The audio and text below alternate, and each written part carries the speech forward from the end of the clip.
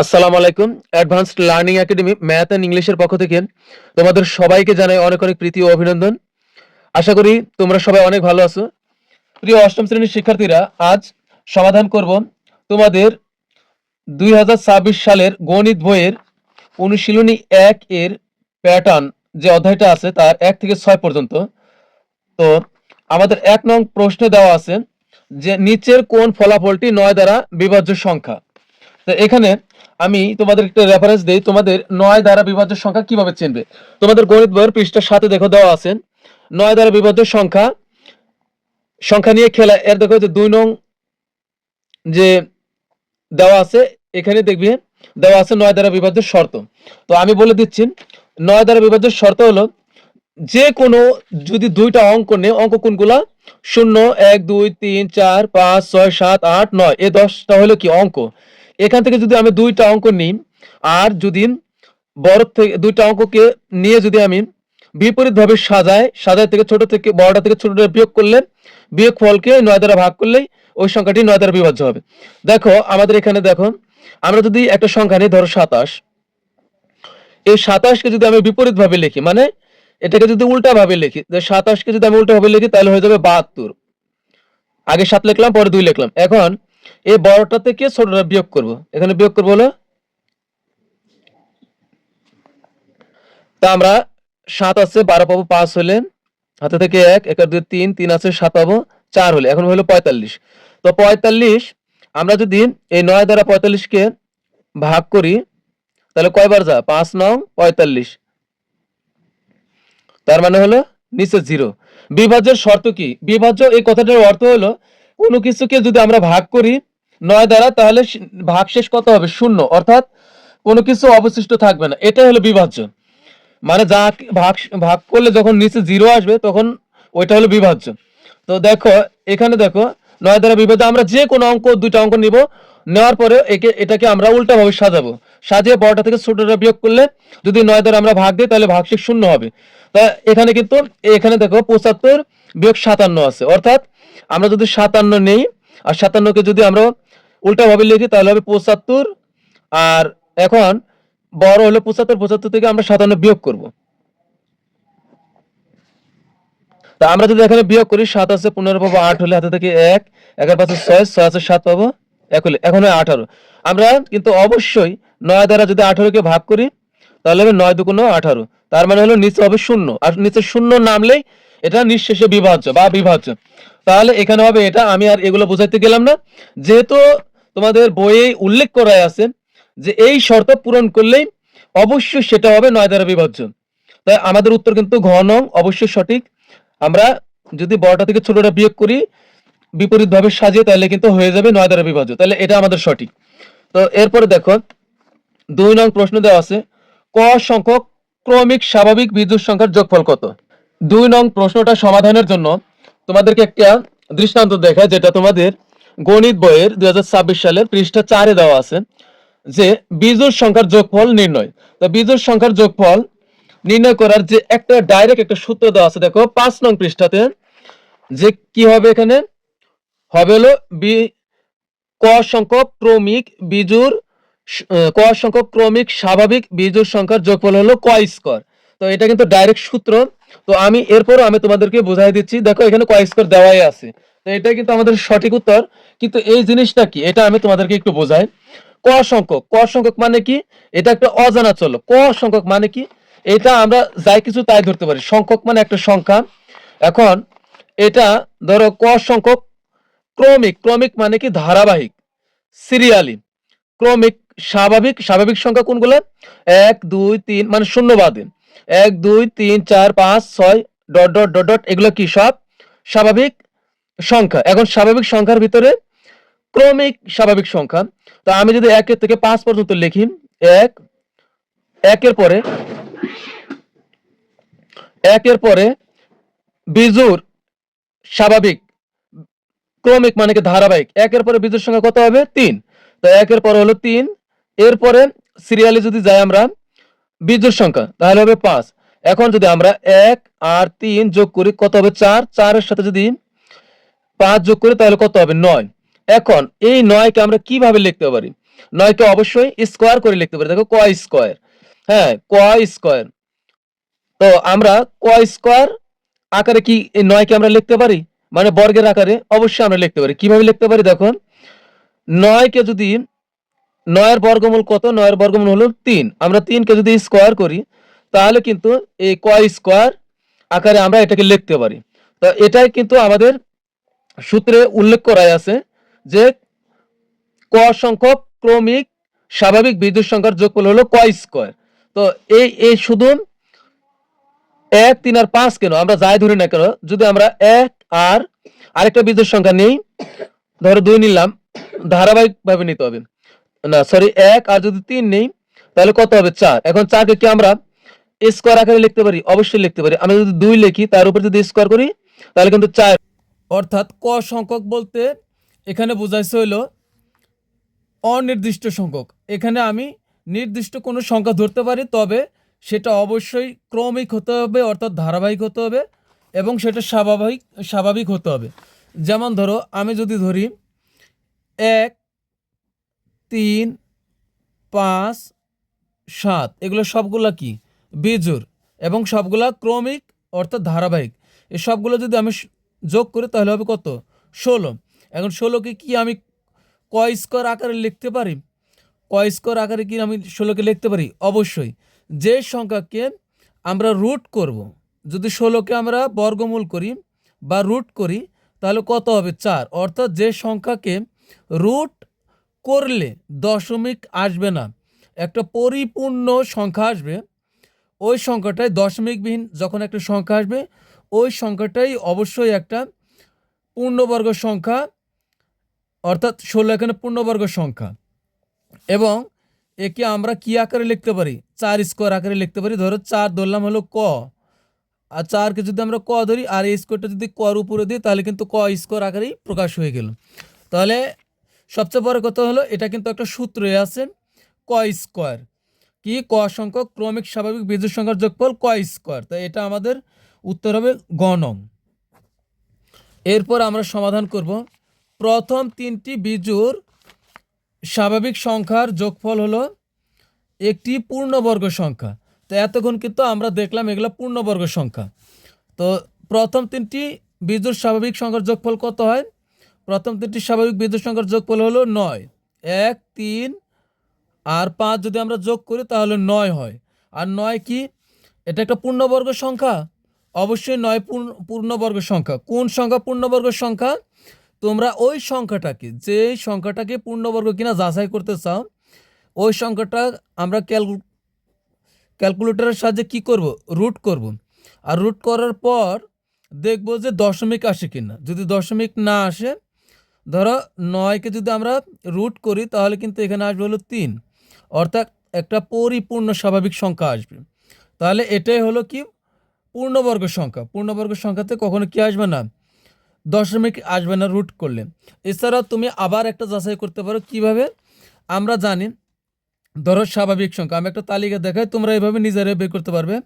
স্বাভাবিক সংখ্যা, ধরো স্বাভাবিক, আর এখানে ধরলাম হলো পূর্ণবর্গ সংখ্যা। দেখো পূর্ণবর্গ সংখ্যা, আমি লিস্টটা বুঝাই দিচ্ছি। পূর্ণবর্গ সংখ্যা, আমি যদি স্বাভাবিক সংখ্যা 1 ধরি তাহলে 1কে যদি আমি স্কোয়ার করি, স্কোয়ার মানে তো বর্গ করা, তো স্কোয়ার করলে কত হবে? 1কে যদি আমি স্কোয়ার করি তাহলে হবে 1 স্কোয়ার মানে কি? 2টা 1 গুণ করতে হবে। 2টা 1 গুণ করলে কত হবে? 1 কে 1, তার মানে 1 হলো পূর্ণবর্গ সংখ্যা। এরপর আমি যদি এখানে 2 ধরি তাহলে 2কে যদি আমি স্কোয়ার করি তাহলে কত হবে? পাশাপাশি 2টা 2 গুণ করতে হবে। 2টা 2 গুণ করলে কত হবে? 2 দুগুণ 4। এরপর দেখো আরেকটা, দেখো আমি যদি 3 নেই তাহলে কত হবে? 3-এর উপরে স্কোয়ার মানে বর্গ করলাম। এখন কত হবে? 2টা 3 যদি গুণ করি তাহলে হবে 3 3 9। এখন দেখো আমার 1 কিন্তু পাইছি একটা পূর্ণবর্গের তালিকার ভিতরে। দেখো 1 পূর্ণবর্গ সংখ্যা। এখন দেখো এখানে 2 নাই, 1-এর পর আছে 4, এটাই সিরিয়ালের তালিকা। তো 1 আছে, 1-এর পরে কিন্তু 2 নাই, 3 নাই, তার মানে হলো এখানে যে 2 আর 3 যে নাই, তার মানে 2 আর 3 কিন্তু পূর্ণবর্গ সংখ্যা নয়। এরপরে দেখো আছে 4 থেকে আমরা পাইছি হলো 9, কিন্তু এদিকে কিন্তু সিরিয়ালেই গেছি। এরপরও এখানে কিন্তু দেখো কিছু সংখ্যা অনুপস্থিত। 4 থেকে গেছে 9, তার মানে 5 নাই, 6 নাই, 7 নাই, 8 নাই। তার মানে এর 4টা হলো কি পূর্ণবর্গ 9। এখানে 1 হলো পূর্ণবর্গ, 4 পূর্ণবর্গ, 9 হলো পূর্ণবর্গ। এদেরকে তুমি যদি রুট ওভার করো তাহলে কি হবে? কোনো দশমিক আসবে না, তাই এরা হলো পূর্ণবর্গ সংখ্যা। তো এখানে কিন্তু আমি 9 দেখো আমরা পেয়েছি 1, 3, 9 এগুলো যদি আমরা যোগ 1, 3, 5 যদি যোগ করি তাহলে হয় 9। এই 9 কিন্তু একটা পূর্ণবর্গ সংখ্যা, এখানে কিন্তু আমরা সিরিয়ালে পাইছি। এভাবে তুমি যদি 4 নিয়ে দেখতে পারো আরও কত পূর্ণবর্গ সংখ্যা আছে তুমি নিজে যাচাই করতে পারবে। তো আমরা 4কে যদি স্কোয়ার করি কত হবে? 4 4 দুইটা 4 গুণ করবো, 4-এর উপর স্কোয়ার মানে কি এখানে দুইটা 4 আছে, 4 4 গুণ করলে হবে কত? 4 4 16।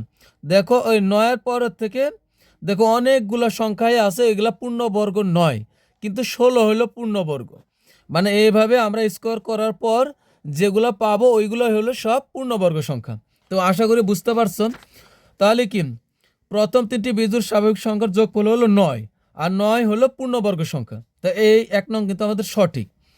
এরপর হলো কি এরা হলো বিজোড় সংখ্যা, মানে কি প্রথম 3টি বিজোড় স্বাভাবিক সংখ্যা আমরা যদি যোগ করি তাহলে একটা বিজোড় সংখ্যা বের হবে।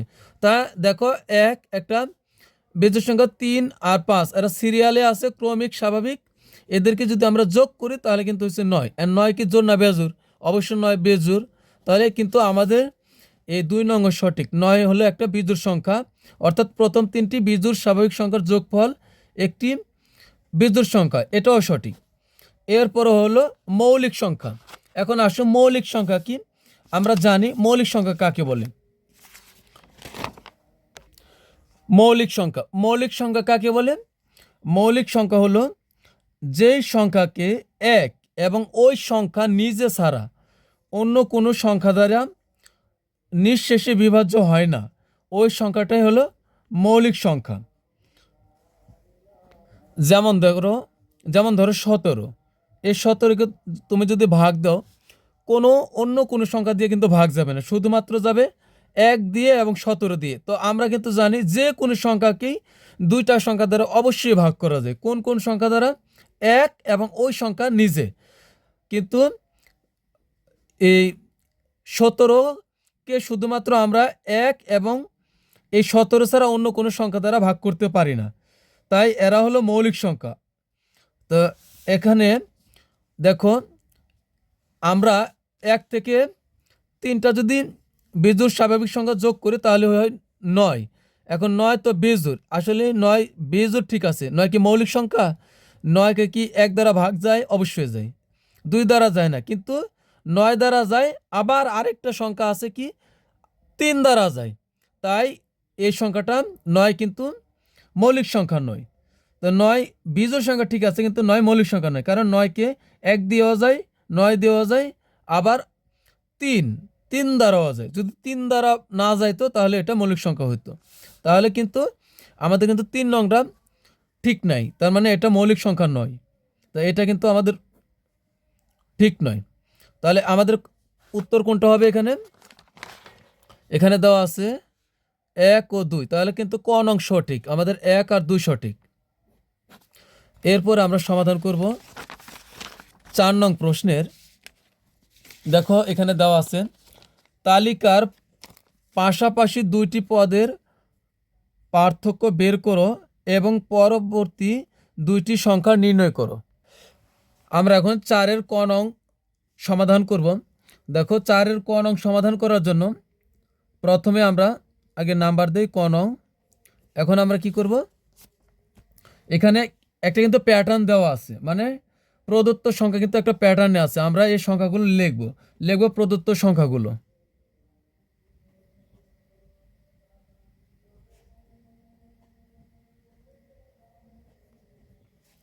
প্রদত্ত সংখ্যাগুলো কি আছে? 7, 12, 17, 22 এবং 27 এভাবে চলমান অবস্থায় আছে। তো এখন আমরা কি করব? এখন দেখব এখানে পাশাপাশি 2টি পদের পার্থক্য কি আছে।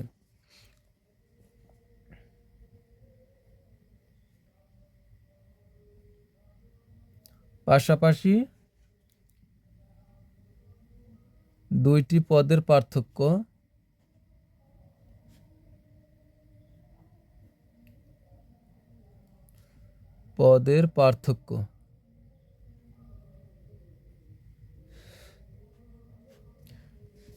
আমরা যদি 7 আর 12 এই দুইটা পদ যদি আমরা 12 থেকে যদি আমরা 7 বিয়োগ করি তাহলে কত হবে? এখানে হবে 5। একইভাবে আবার এই 17 থেকে যদি আমরা 12 বিয়োগ করি তা হবে 5। আবার এই 22 থেকে যদি আমরা 17 বিয়োগ করি তাহলে 5 হবে। আবার 27 থেকে যদি আমরা 22 বিয়োগ করি তাহলে কিন্তু 5ই হবে। অর্থাৎ লক্ষ্য করি এখানে আমরা কি পাচ্ছি? প্রতি ক্ষেত্রে কিন্তু পার্থক্য মানে কি? ব্যবধানটা 5 হচ্ছে। তা আমরা লিখব, লক্ষ্য করি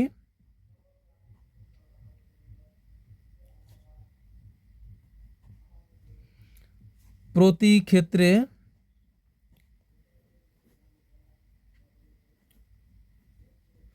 পার্থক্য 5।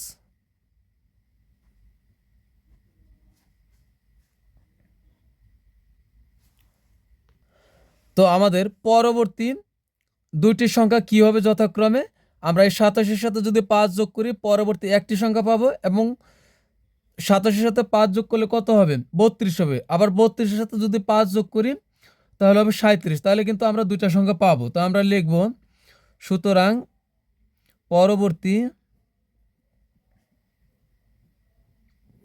পরবর্তী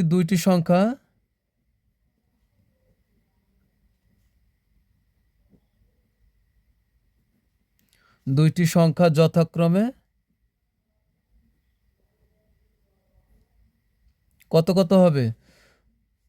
আমরা প্রথমটা হলো এখানে 27। তা আমরা লিখব দুইটি সংখ্যা যথাক্রমে কত হবে? একটা হবে 27, এর সাথে যদি 5 যোগ করি তাহলে হবে 32, এই একটা।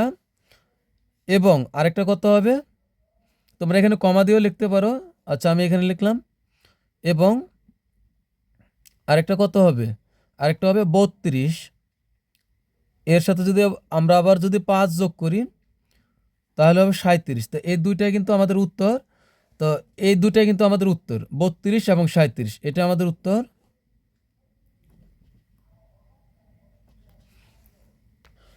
দেখো আমাদের 4-এর খ নঙে দেওয়া আছে 6, 17, 28, 39, 50, এবং এদিকে কি চলমান অবস্থা আছে, এইভাবে চলতেই থাকবে। তো এই জন্য আমরা প্রথমে আগে লিখব প্রদত্ত সংখ্যাগুলো।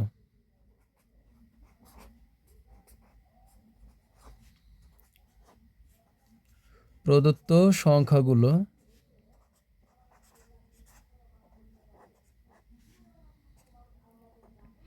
প্রদত্ত সংখ্যাগুলো 6, 17, 28, 39, 6, 17, 28, 39 এবং 50, এবং চলমান অবস্থায়। এরপরে এখন আমরা কি করব? এখানে পাশাপাশি পদের আমরা এখানে পার্থক্য বের করব। তো আমরা লিখব পাশাপাশি পদের পার্থক্য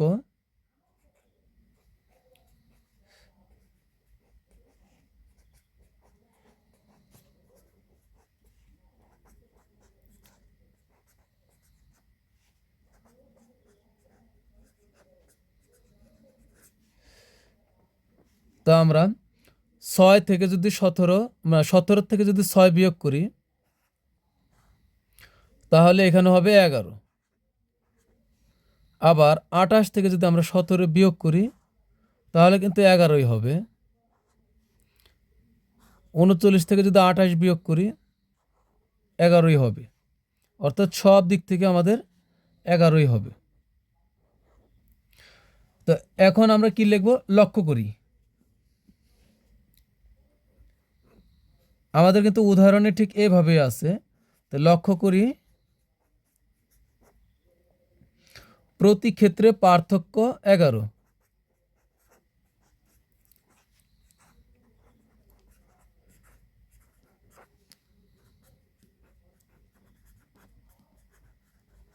পার্থক্য হলো 11। তাহলে আমাদের পরবর্তী দুইটি সংখ্যা কিভাবে বের হবে? এই 11 50-এর সাথে একবার যোগ করলে তার পরেরটা বের হবে, এবং এর পরের পরবর্তীতে যা পাবো তার সাথে আমরা আবার 11 যোগ করব, তাহলে আমরা পেয়ে যাব। তো আমরা দেখি, তো লিখবো সুতরাং পরবর্তী দুইটি সংখ্যা, সুতরাং পরবর্তী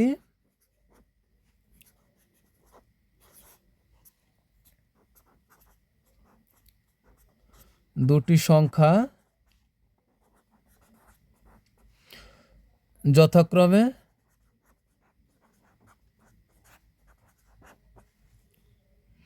পরবর্তী দুটি সংখ্যা হবে কত? একটা যদি ধরি, আমরা এখানে আছে 50, তা আমরা 50-এর সাথে প্রথমে লিখবো কত? 50-এর সাথে 11 যোগ করব, তাহলে কত হবে? 61। না, এখানে লিখবে 61। এরপরে পরেরটা আমাদের কত হবে? এবং, তো একটা হবে 61, আর পরেরটা হবে এবং দিব এখানে, এবং দেওয়ার পরে পরেরটা আবার আমরা লিখবো হলো এই 61-র সাথে আবার আমরা 11 যোগ করব। এইভাবে যদি আমাদেরকে দুইটি বের করতে বলে তাহলে এইভাবে করব, যদি তিনটার কথা বলে তাহলে আবার আমাদের এই 61-র সাথে 11 যোগ করার পর যা হবে তার সাথে আবার 11 যোগ করতে হবে। তো 61 আর 11 আমরা যোগ করব, তাহলে কত হবে? এখানে হবে 72। তো এই দুইটাই কিন্তু আমাদের উত্তর। তো সুতরাং পার্থক্য 11, তো আমাদের কি নির্ণয় করতে বলছে? তো আমাদের কিন্তু প্রশ্নে বলছে যে পরবর্তী দুইটি সংখ্যা কি, তালিকার পাশাপাশি দুইটি পদের পার্থক্য বের করো এবং পরবর্তী দুইটি সংখ্যা নির্ণয় করো। তো আমরা এটা একটু সাজিয়ে লিখে দিব যে পার্থক্য হলো 11 এবং পরবর্তী দুইটি সংখ্যা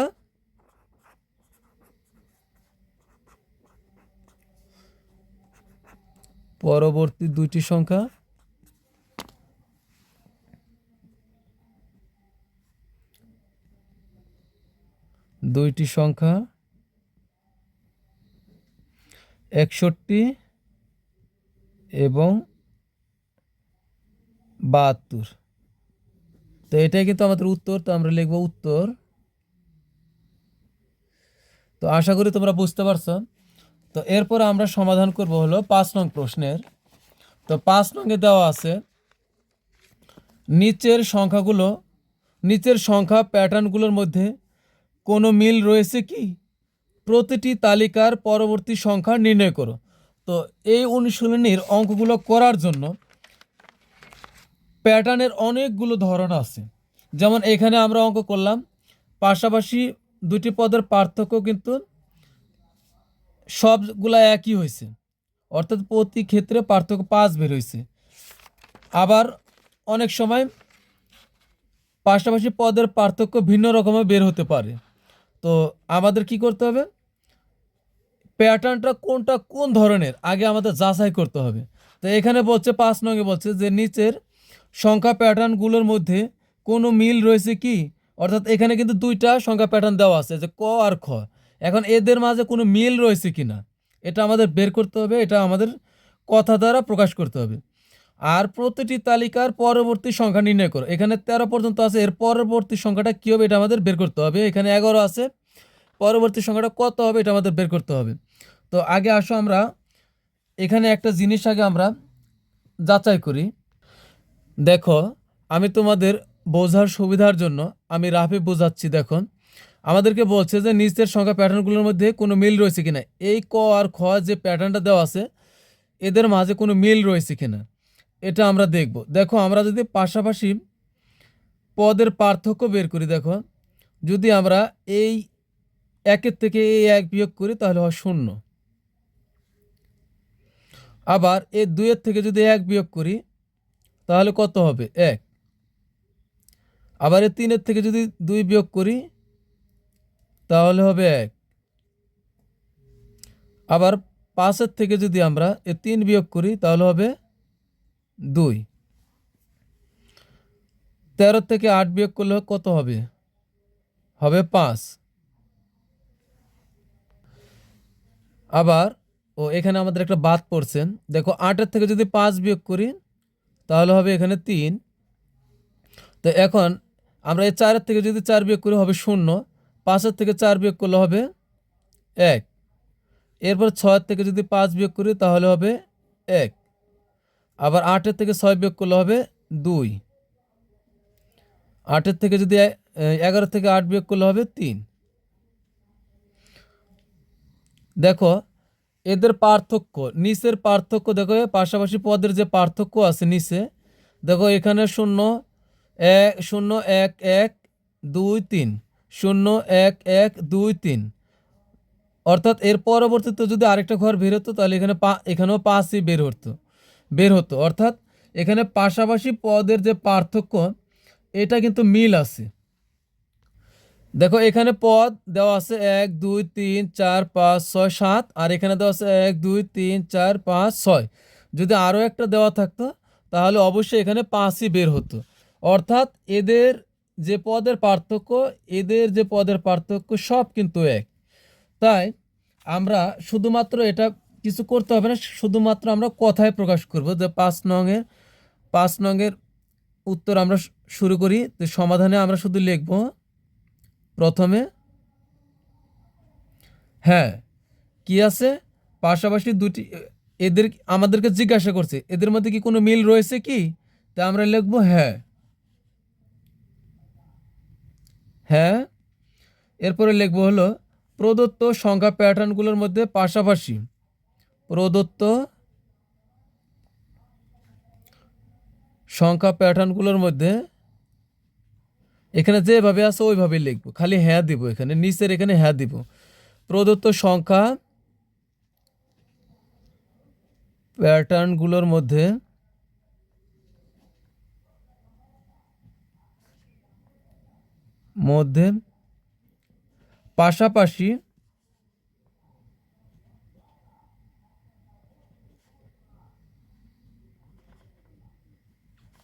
পাশাপাশি দুটি পদের পার্থক্যের মিল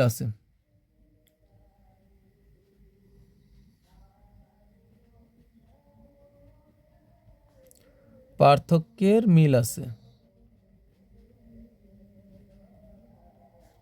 মিল রয়েছে।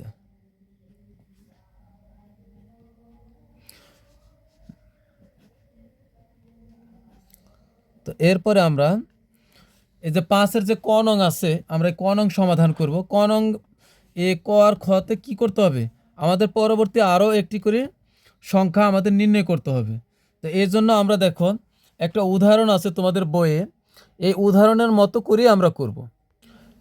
5-এর ক নং দেখো প্যাটার্নটাতে কি দেওয়া আছে, 1 1 2, এখানে দেখো 1 আর 1 যোগ করলে হয় 2, আবার 1 আর 2 যোগ করলে হয় 3, একইভাবে 3 আর 2 যোগ করলে হয় হলো 5, 5 আর 8 যোগ করলে হয় হলো 13। অর্থাৎ ক নংয়ে যদি আমরা লক্ষ্য করি, পরপর দুইটি পদের যোগফল পরবর্তী পদের সমান, অথবা এগুলো কিন্তু পদ, প্রত্যেকটা কি পদ, আবার সংখ্যাও বলতে পারি, পরপর দুইটি সংখ্যার যোগফল পরবর্তী সংখ্যার সমান। তা এই যে প্যাটার্নটা এটা যে আবিষ্কার করছে তার নাম হচ্ছে ফিবোনাচ্চি বা ফিবোনাক্কি। তো এটা হলো ওনার আবিষ্কৃত প্যাটার্ন। তো এভাবে কিন্তু আমরা পরবর্তী সংখ্যাটা খুবই সহজে আমরা নির্ণয় করতে পারি। তো এটা আমরা আমরা কিন্তু হিসাব করে বের করে দিতে পারি, কিন্তু এটা আমাদের কি অঙ্ক করে বের করতে হবে। তো এই জন্য আগে আমরা প্রথমে কি করব, লিখব প্রদত্ত সংখ্যাগুলো। তো 5-এর ক নং সমাধানের জন্য আমরা লিখে নিলাম যে প্রদত্ত সংখ্যাগুলো যা আছে, যে প্যাটার্নটা আছে আমরা এটা উঠালাম। দেখো এই অঙ্কটা আমি সমাধান করব তোমাদের গণিত বইয়ের, দেখো পৃষ্ঠা 3-এ একটা উদাহরণ দেওয়া আছে। 3 নং যে উদাহরণটা দেওয়া আছে, আমরা ঠিক একইভাবে আমরা এটা সমাধান করব। তোমরা উদাহরণটা দেখে নিবে, উদাহরণটা পারলে তোমরা এটা পারবে। তো এর জন্য আমরা এখন কিভাবে করব, এখন লিখছি প্রদত্ত সংখ্যাগুলো, এখন লিখব পাশাপাশি দুইটি সংখ্যার যোগফল। তো আমরা যদি পাশাপাশি দুটি সংখ্যার যোগফল করি তাহলে এখানকার 1 আর এই 1 যদি আমরা যোগ করি তাহলে কত হবে, 2, আবার এই 1 আর 2 যদি যোগ করি তাহলে হবে 3, আবার 2 আর 3 যদি যোগ করি তাহলে হবে কত, 5, 5 আর 3 যদি যোগ করি হবে 8, 5 আর 8 যোগ করলে হবে 13। তো একইভাবে যদি আমরা 13 আর 8 যোগ করি তাহলে কত হবে? এখানে পরবর্তী সংখ্যাটি 21 বসবে।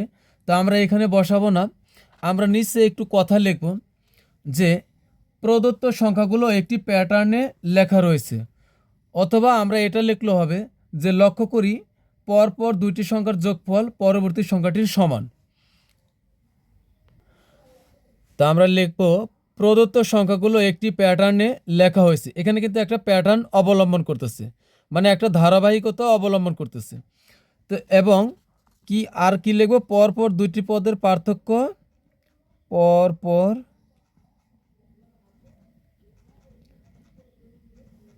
পরপর না পরপর দুইটি সংখ্যার যোগফল, দুইটি সংখ্যার যোগফল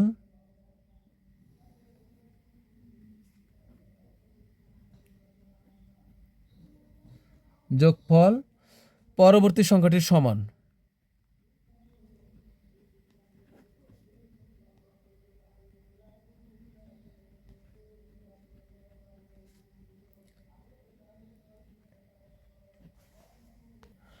অতএব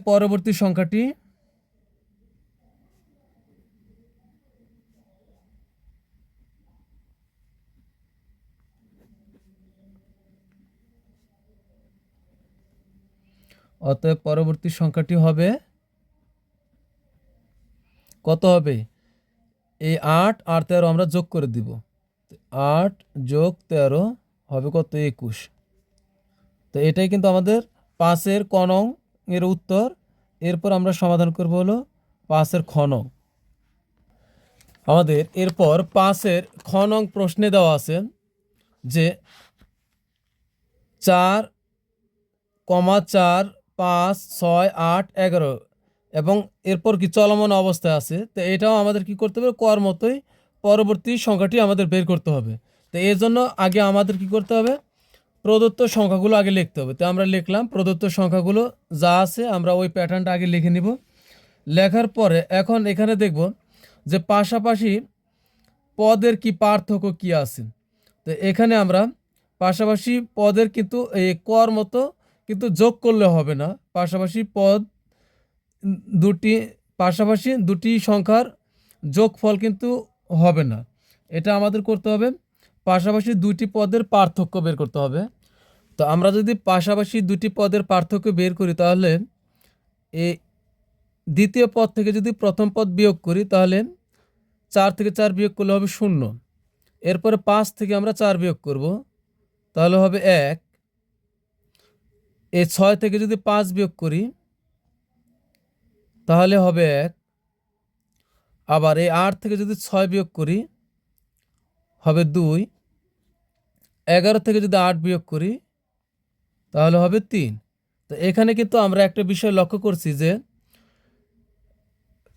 এই 0 আর 1 যোগ করলে হবে 1 এবং 1 আর 1 যোগ করলে হবে 2, আবার 2 আর 1 যোগ করলে হবে 3। অর্থাৎ পরপর দুইটি সংখ্যার যোগফল পরবর্তী সংখ্যার যোগফল, কিন্তু এখানে কিন্তু সংখ্যা না, এখানে পরপর দুইটি পদের এগুলা কি পদ, এগুলা পদ বা সংখ্যা, অর্থাৎ পরপর দুইটি সংখ্যার আর এগুলা নিচেরগুলা কি, নিচেরগুলো হলো পার্থক্য। অর্থাৎ পরপর দুইটি সংখ্যার পার্থক্যের যোগফল পরবর্তী সংখ্যার সমান বা পরবর্তী পদের সমান। এখানে এই একটা পদ এই একটা পদ, এদের পার্থক্য পরপর দুইটি পদের পার্থক্য পরবর্তী পার্থক্যের সমান বা পরবর্তী সংখ্যার সমান। তো এটা কিন্তু ফিবোনাক্কি। তা আমরা লিখব লক্ষ্য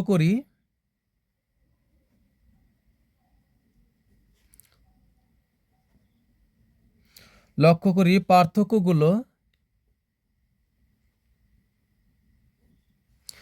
পার্থক্যগুলো একটি ফিবোনাক্কি সংখ্যার প্যাটার্ন অনুসরণ করে।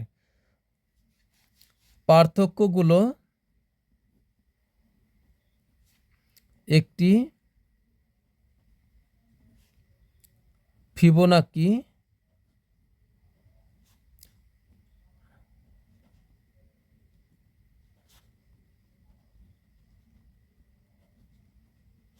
সংখ্যার প্যাটার্ন গঠন করে বা অনুসরণ করে, আচ্ছা গঠন করে দিলাম, গঠন করে, তাই আমরা লিখব সুতরাং তালিকার পরবর্তী সংখ্যা হবে, সুতরাং বা অতএব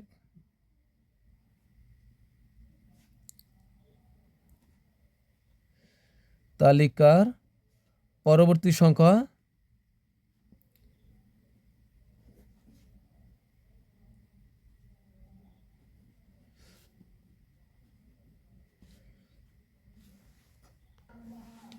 এখানে আমরা পরপর দুইটি পদের পার্থক্য এখানে কত আছে, 2 আর 3, তো 2 আর 3 যোগ করলে কত হবে আমাদের 5, এই 5-এর সাথে উপরে যত 11 আছে 11 যোগ করলে হবে 16, তো এটাই হবে আমাদের পরবর্তী সংখ্যা। এখানে কত হবে, তো এখানে আগে একটা কাজ আমাদের আগে একটা জিনিস লেখা উচিত হবে, গঠন সংখ্যার প্যাটার্ন গঠন করে তাই পরবর্তী পার্থক্য হবে, হ্যাঁ পরবর্তী পার্থক্য হবে, পার্থক্য হবে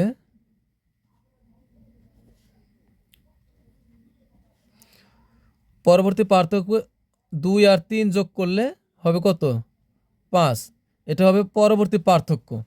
তো এই পার্থক্য 5টাই যদি আমরা 11-এর সাথে যোগ করে দিই হবে 16, তাহলে এটা হবে পরবর্তী সংখ্যা। তোমরা এটা একটু এখানে অ্যাড করে দিবে।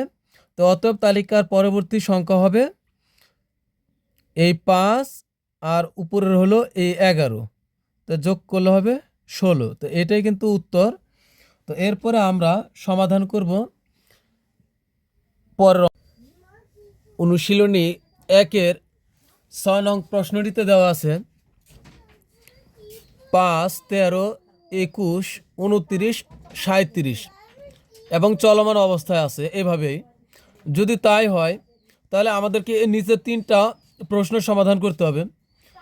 ক নঙে দেওয়া আছে 29 ও 37কে দুইটি স্বাভাবিক সংখ্যার বর্গের সমষ্টি রূপে প্রকাশ করো, এবং খ নঙে আছে তালিকার পরবর্তী 4টি সংখ্যা নির্ণয় করো। গ নঙে আছে তালিকার প্রথম 50টি সংখ্যার সমষ্টি নির্ণয় করো। তো আমরা প্রথমে আগে ক নং প্রশ্নের সমাধান করব। ক নঙে বলছে হচ্ছে 29 ও 37কে দুইটি স্বাভাবিক সংখ্যার বর্গের সমষ্টি রূপে প্রকাশ করো, মানে এখানে আমাদেরকে প্রকাশ করতে হবে দুইটা বর্গ হবে, এদের মাঝখানে সমষ্টি হবে, মানে কি যোগ চিহ্ন হবে, আমাদেরকে এইভাবে প্রকাশ করতে হবে। তো আমরা ক নঙের সমাধান করি। তো ক নং সমাধান করার জন্য আমাদেরকে প্রথমে আগে লিখতে হবে যে 29 ও 37কে দুইটি স্বাভাবিক সংখ্যার বর্গের সমষ্টি রূপে প্রকাশ করা হলো। তো এখন আমরা 29কে প্রকাশ করব। আমরা যদি 29 লিখি, এখন 29কে আমরা ভাঙব দুইটি স্বাভাবিক সংখ্যার মাধ্যমে। এমন দুইটি স্বাভাবিক সংখ্যা নিব যে সংখ্যাগুলো কি পূর্ণবর্গ সংখ্যা। তো আমরা 4 আর যোগ নেব হলো 25, কারণ আমরা জানি 4ও একটি পূর্ণবর্গ সংখ্যা এবং 25ও একটি পূর্ণবর্গ সংখ্যা, মানে যে সংখ্যাগুলোকে কি স্কোয়ার আকারে, যে সংখ্যার বর্গমূলগুলোকে স্কোয়ার আকারে প্রকাশ করা যায়। তা আমরা যদি 4কে 4-এর পরিবর্তে 2 লিখে তার উপরে স্কোয়ার দিই তাহলে কিন্তু 4 হয়। আবার যদি আমরা 25-এর জায়গাতে যদি 5 লিখি তার উপরে যদি আমরা স্কোয়ার করি তাহলে কিন্তু 25 হয়। তাহলে 2 কিন্তু একটি স্বাভাবিক সংখ্যা, 5ও একটা স্বাভাবিক সংখ্যা, আর এদের বর্গ হলো কি 2-এর উপর স্কোয়ার মানে এটা হলো 2-এর বর্গ, আর 5-এর উপর স্কোয়ার মানে হলো 5-এর বর্গ, আর সমষ্টি মানে হলো যোগ, তো মাঝখানে কিন্তু আবার যোগও হইলো। তাহলে এটাই কিন্তু 29কে দুইটি স্বাভাবিক সংখ্যার বর্গের সমষ্টি রূপে প্রকাশ হলো। এরপর আমরা 37কে একইভাবে প্রকাশ করব, এবং 37, তা আমরা লিখব এবং 37কেও ঠিক আমরা একইভাবে আগে দুইটা সংখ্যা আগে ভাঙব, দুইটা পূর্ণবর্গ সংখ্যা নিব। তা আমরা জানি 1 হলো একটা পূর্ণবর্গ সংখ্যা, তা আমরা 1 নিব। এরপর আমরা নিব হলো কত, যদি 36 নিই 1 আর 36 কত হয়, 37 হয়। তা এখন আমরা 1কে যদি ভাঙি, স্কোয়ার করি বা বর্গ করি, 1-এর বর্গ কত হবে, 1-এর বর্গ হবে 1, কারণ 1-এর উপর স্কোয়ার মানে কি এখানে দুইটা এক আছে, একের উপর স্কোয়ার মানে এখানে দুইটা এক আছে, একের উপর স্কোয়ার মানে হবে এখানে দুইটা এক, পাশাপাশি দুইটা এক গুণ করলে একই হবে। এরপরে হবে 36কে কিন্তু আমরা 6 লিখে তার উপর স্কোয়ার দিলে কিন্তু 36 হয়, কারণ 6-এর উপর স্কোয়ার মানে কত হয়, এখানে দুইটা 6 আছে, 6-এর উপর স্কোয়ার মানে এখানে দুইটা 6 আছে, আমরা 6-এর উপর স্কোয়ার মানে পাশাপাশি দুইটা 6 লিখব। এরপর যদি গুণ করি 6 6 36 হয়। তো এখন এই 36 আর 1 যোগ করলে আবার কিন্তু 37 আসে, কিন্তু এখানে কিন্তু 1কে আমরা পূর্ণবর্গ রূপেও প্রকাশ করতে পারলাম, 6কেও 36কেও আমরা পূর্ণবর্গ রূপে প্রকাশ করতে পারলাম, আবার মাঝখানে কি হলো, স্কোয়ারও হলো। তাহলে কি আমরা এটাই হলো 37কে দুইটি স্বাভাবিক সংখ্যার বর্গের সমষ্টি রূপে প্রকাশ, কারণ এক একটি স্বাভাবিক সংখ্যা, কারণ আমরা স্বাভাবিক সংখ্যা জানি একের চেয়ে শূন্যর চেয়ে বড়, শূন্যর চেয়ে বড় সংখ্যাগুলো কি 1 2 3 4 কি সিরিয়ালে, এগুলো সবই কি স্বাভাবিক সংখ্যা। তো এক একটি স্বাভাবিক সংখ্যা, এর বর্গ করলাম, আবার 36 একটি স্বাভাবিক সংখ্যা, একে আমরা কি করলাম, 36 একটি পূর্ণবর্গ সংখ্যা, একে আমরা 6 আকারে, 6-এর স্কোয়ার আকারে প্রকাশ করলাম। তো এটা কিন্তু আমাদের ক নং প্রশ্নের সমাধান হলো। এরপর আমরা সমাধান করব হলো তালিকার পরবর্তী 4টি সংখ্যা। কি করতে হবে, তালিকার পরবর্তী 4টি সংখ্যা নির্ণয় করো। তা আমরা এটা এখন নির্ণয় করব। তো খ নং প্রশ্নের সমাধান। তো খ নং প্রশ্নের সমাধানের জন্য প্রথমে আমরা তালিকার প্রদত্ত সংখ্যাগুলো আগে লিখব, যে আমাদের তালিকাতে যে সংখ্যাগুলো দেওয়া আছে আগে আমরা লিখে নিলাম। এখন এখানে আমরা পাশাপাশি দুইটি পদের পার্থক্য আমরা বের করব, পাশাপাশি দুইটি পদ বা সংখ্যার। তা আমরা লিখব পাশাপাশি দুইটি সংখ্যার পার্থক্য।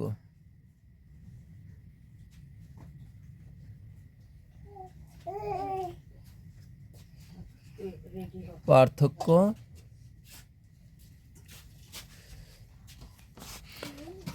আমরা 13 থেকে যদি 5 বাদ দিই তাহলে কত হবে, 8।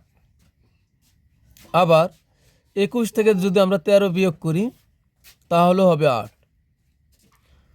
আবার 29 থেকে যদি 21 বিয়োগ করি 8 হবে।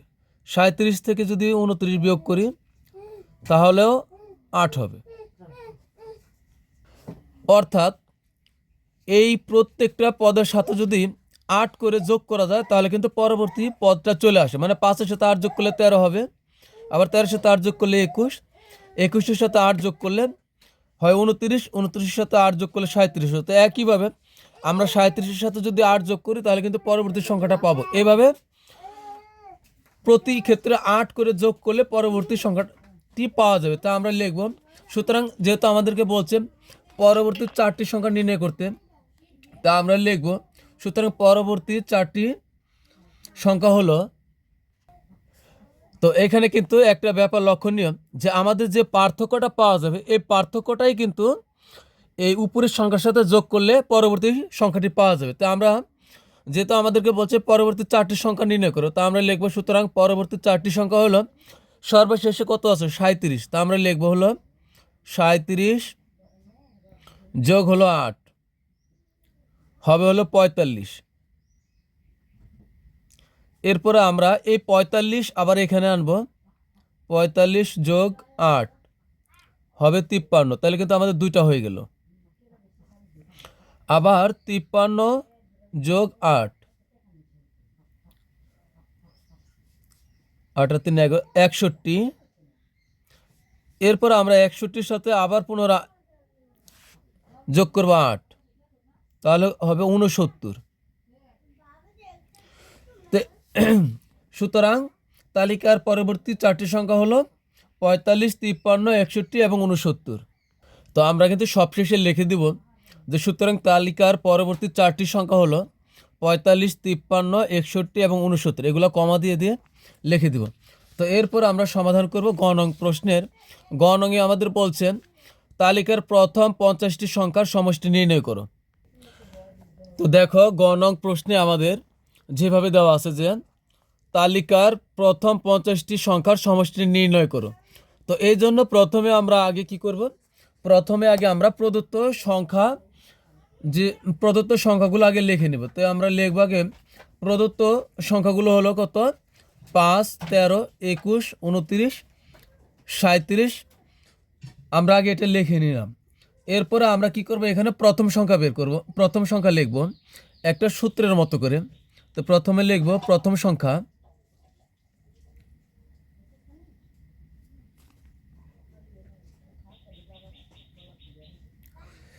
প্রথম সংখ্যা। এই জন্য আমাদের প্রথম সংখ্যা এখানে কত আছে, প্রথম সংখ্যা হলো আমরা জানি যে প্রথম 50টি সংখ্যার সমষ্টি নির্ণয় করতে হলে আমাদের প্রথমে প্রথম সংখ্যা জানতে হবে কত এবং শেষ সংখ্যা কত তা জানতে হবে। এরপরে আমরা কিন্তু সমষ্টির যে সূত্র আছে ওটা প্রয়োগ করলে হবে।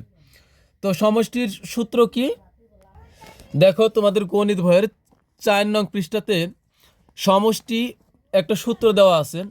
সমষ্টি বা যোগফল এর সূত্র কি, প্রথম সংখ্যা যোগ শেষ সংখ্যা গুণন পদ সংখ্যা ভাগ হলো 2। তো আমাদেরকে যে 50টি পদের সমষ্টি নির্ণয় করতে বলছে, আমাদের কিন্তু প্রথম সংখ্যা আছে 5, এটা কিন্তু আমরা জানলাম, কিন্তু আমাদের কিন্তু শেষ সংখ্যা কত এখানে কিন্তু চলমান অবস্থায় আছে। তো এই শেষ পদটা কত বা শেষ সংখ্যা কত এটা আমাদের বের করতে হবে। তো এই জন্য প্রথমে আমরা আগে লিখব প্রথম সংখ্যা, প্রথম সংখ্যা কত, 5। এখন এই 5কে আমরা ভাঙবো, কিভাবে ভাঙবো, আমাদের প্রতি ক্ষেত্রে পার্থক্য কত বের হয়েছে, আমরা যে শেষে অঙ্কটা করলাম প্রতি ক্ষেত্রে কিন্তু পার্থক্য বের হয়েছে 8। এই 8কে আমরা কাজে লাগাবো। তো প্রথম সংখ্যার ক্ষেত্রে লিখবো হলো প্রতি ক্ষেত্রে পার্থক্য হলো 8। তো প্রথমে আগে লিখবো 8, তো এখন লিখবো 8 না, আগে প্রথম হলো 5। তো 5 সমান সমান কি করব আমরা, প্রতি ক্ষেত্রে পার্থক্য হলো 8। তো 8, এবার সংখ্যা কত, এটা হলো প্রথম সংখ্যা, এখানে এটা হলো এই সিরিয়ালে বা তালিকায় কিন্তু প্রথম সংখ্যা। এই জন্য 8কে আমরা 1 দিয়ে গুণ করব, 8 কে 8। এখন আমার সংখ্যা হলো 5, তা আমি বেশি নিচ্ছি কত, 3, কারণ এখানে আছে 5, এখানে 5 আছে। 5 সমান সমান আমরা লিখছি কত, 8 গুণন 1। তা 8 কে 8 হয়, কিন্তু এখানে আছে 5, বেশি নিচ্ছি 3। তো এখানে কিন্তু আমরা 3 বিয়োগ করে দিব। এরপরে আসো দ্বিতীয় সংখ্যা, দ্বিতীয় সংখ্যা, দ্বিতীয় সংখ্যা, দ্বিতীয় সংখ্যা আমাদের কত আছে, আছে হলো 13।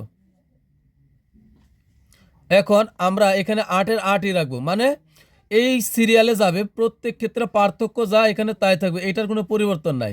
8 গুণন, এখন সংখ্যা 1, 2, সিরিয়ালে কততম, 13, 13 হলো 2তম সংখ্যা, তা আমরা এখানে দিব হলো 2। এখন 8 2 16, এখানে আছে কত, 13, বেশি নিচ্ছি কত, বেশি হয়ে যাচ্ছে 3। তো এই 3টাই আমরা এখানে বিয়োগ করে দিব। তো এখানে এরপরে আমরা বের করব তৃতীয় সংখ্যা,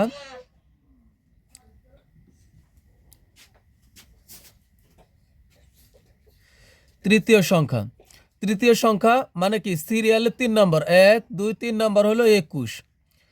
তা আমরা লিখবো 21। এখন প্রতি ক্ষেত্রে পার্থক্য কত পাইছি আমরা, পাশাপাশি এই যে নিচে যে পার্থক্য নামাইছিলাম প্রতি ক্ষেত্রে মানে পার্থক্য পাইছিলাম 8, এই 8টাই আবার এখানে থাকবে। তো 8, এখন এটা কততম পদ, 1 2 3, 3তম পদ, তো এখানে আমরা দিব হলো 3। তাহলে 8 আর 3 গুণ করলে হবে 3 আসছে 24, এখানে আছে 21, তো বেশি হয়েছে কত, 3। এই 3 আমরা বিয়োগ করে দিব। তো 24 থেকে 3 বিয়োগ করলে কিন্তু আবার 21ই আসে।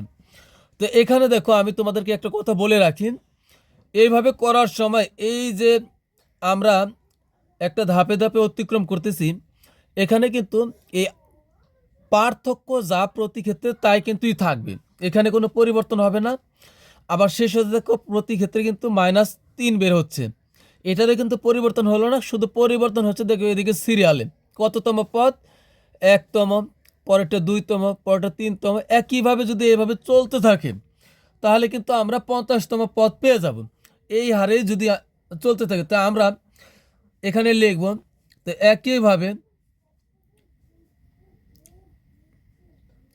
একইভাবে কতম পদ, কতম সংখ্যা, কতম সংখ্যা হলে কত হবে? কতম সংখ্যা হলে দেখো, এই আমরা এখানে 5 রাখছিলাম, এখানে প্রথম ছিল 5, তো 5 দিছি, দ্বিতীয় 13, 13 দিছি, তৃতীয় 21, 21 দিছি। এইভাবে যদি চলতে থাকে, আমরা কি 50টাই প্রত্যেকবারে বের করব? না। তো একইভাবে যদি চলতে থাকে, তাহলে একইভাবে যদি আমি কতম সংখ্যা দিই, মনে করলাম কয় একটা অজানা রাশি, তো কতম সংখ্যা কী হবে? তো এই সিরিয়ালে আমাদের কী হবে? এই 21-এর জায়গাতে আমরা দিব হলো কি, ক।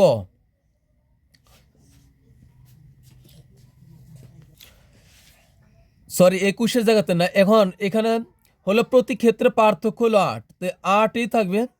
আমরা আমাদের পরিবর্তন কত হচ্ছে? পরিবর্তন 1, 2, 3, এইভাবে যদি চলতে থাকে তাহলে কতম সংখ্যা? তাহলে এখানে আমরা দেব হলো কতম, আর বিয়োগ হবে 3। তো এখন আমরা কর মান বসাই, সুতরাং 50তম, সুতরাং 50তম সংখ্যা, কারণ আমাদের শেষের সংখ্যা লাগবে, সুতরাং 50তম সংখ্যা কত হবে? এই 8ই থাকবে। কর জায়গাতে আমরা বসাবো 50। কয়ের মান কত? ক একটা অজানা রাশি, আর এর মান ধরছি মান 50, তাহলে হলো 50 বিয়োগ হলো 3। এখন 8 আর 50 গুণ করলে হবে কত? 400।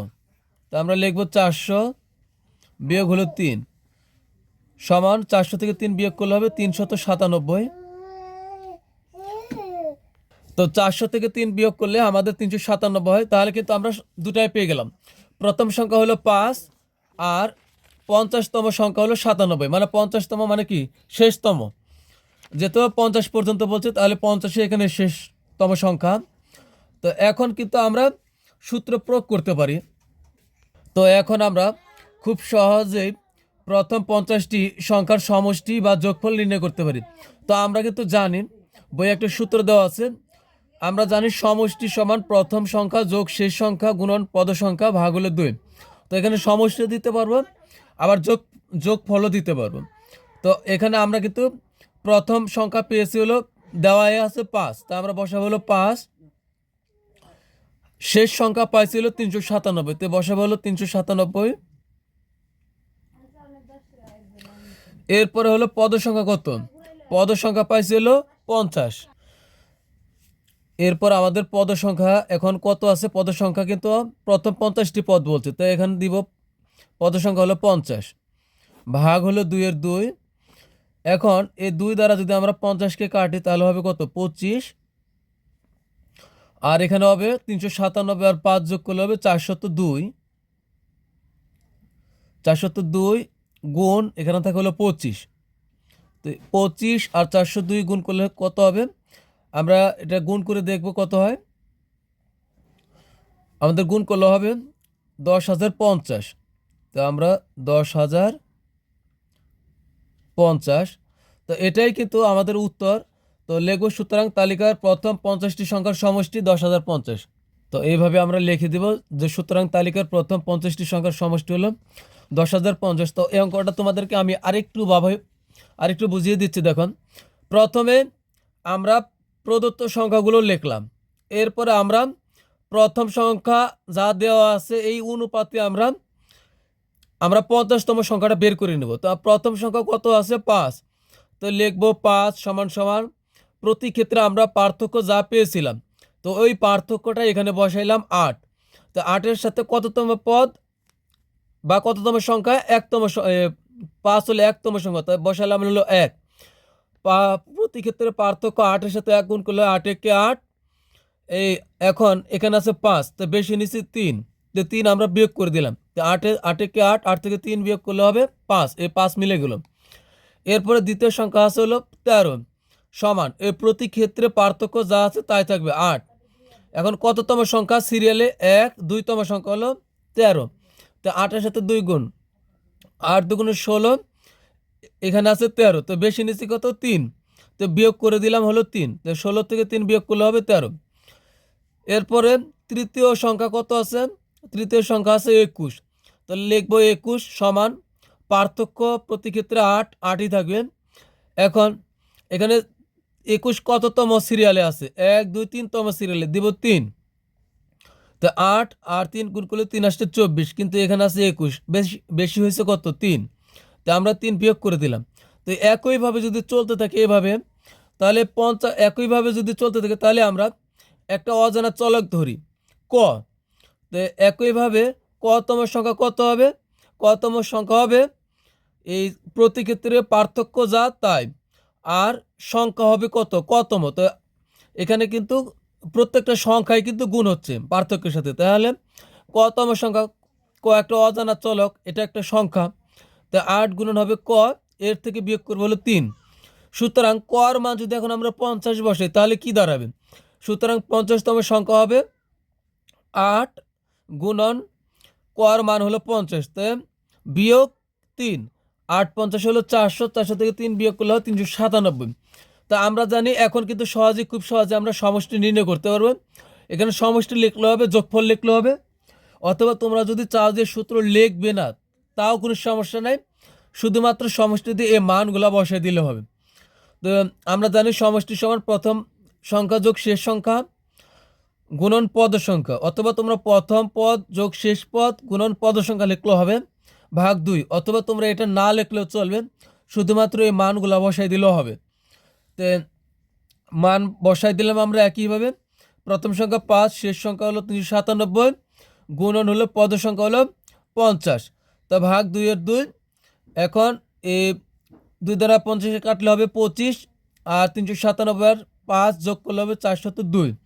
এই কাটাকাটির পরে 25 থাকবে, 402 25-এর সাথে গুণ করলে হবে 10050 হবে। তো সুতরাং তালিকার প্রথম 50টি সংখ্যার সমষ্টি হলো এটা 10,050। তো এটাই কিন্তু আমাদের উত্তর। তো প্রিয় শিক্ষার্থীরা, পরবর্তী ক্লাস দেখার আমন্ত্রণ জানিয়ে তোমাদের কাছ থেকে বিদায় নিচ্ছি। তোমরা ভালো থাকবে। আল্লাহ হাফেজ।